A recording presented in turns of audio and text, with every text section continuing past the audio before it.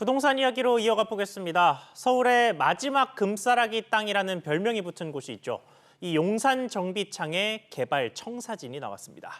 서울시는 이 일대를 융복합 국제도시로 만들겠다는 구상인데요. 이로써 문재인 정부에서 발표했던 만가구 공급은 물 건너갔다는 분석입니다. 이한나 기자. 네, 이한나입니다.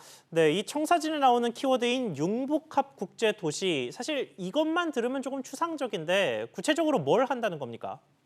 네, 오세훈 서울시장은 용산 정비창 일대를 글로벌 도시 경쟁력과 기술 혁신을 선도하는 새로운 중심지로서의 용산 국제 업무지구로 만들겠다고 발표했습니다.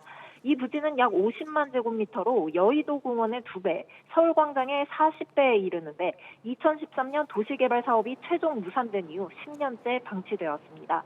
서울시는 이곳에 일자리, 주거, 여가, 문화 등 다양한 기능이 들어간 공간을 만들 계획인데요. 이를 위해 서울시 최초로 입지 규제 최소구역 지정을 통해 법적 상한 용적률 1,500%를 넘는 초고층 건물이 들어서도록 할 예정입니다. 전체 부지의 70% 이상은 업무, 상업 등 비주거 용도로 채우고 도로, 공원, 학교 등은 40% 수준으로 정했습니다. 지구 녹지율은 50% 이상 확보해 대규모 중앙공원과 철도 부지 쪽 선형공원 등 녹지 생태 공간을 곳곳에 조성합니다. 또 미래 항공교통 등과 GTX, 지하철 등 다양한 교통수단을 연계해 용산이 서울 도심과 강남으로 인천공항과 수도권 전역으로 연결되는 교통 거점으로 만들 구상입니다. 네, 그러면 개발은 구체적으로 언제부터 시작됩니까? 네, 서울시는 내년 상반기까지 도시개발구역 지정과 개발 계획을 수립하고요. 2024년 하반기에 기반시설을 착공한 후 2025년 앵커부지 착공을 목표로 사업을 추진할 계획입니다. 공공기관인 서울주택도시공사와 코레일이 공동사업 시행자를 맡아 단계적, 순차적으로 추진하게 되고요. 공공이 약 5조 원의 재원을 투자해 부지 조성과 인프라 구축을 먼저 하고 민간에서 개별 부지별로 하나씩 완성해가는 방식으로 진행됩니다.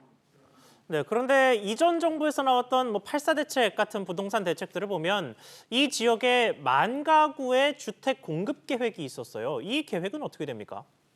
네, 서울시는 국토교통부와 협의해 이곳에 6천 가구의 주택을 공급하기로 했습니다. 6천 가구 중 25% 정도는 임대주택, 나머지 75%는 민간이 분양하는데 특히 6천 호 중에서 1,000 가구는 오피스텔로 공급한다고 밝혔습니다. 문재인 정부의 8사 대책을 통해 공공임대아파트를 중심으로 만 가구를 공급하겠다는 계획은 사실상 백지화된 셈입니다. SBS 비즈 이한나입니다.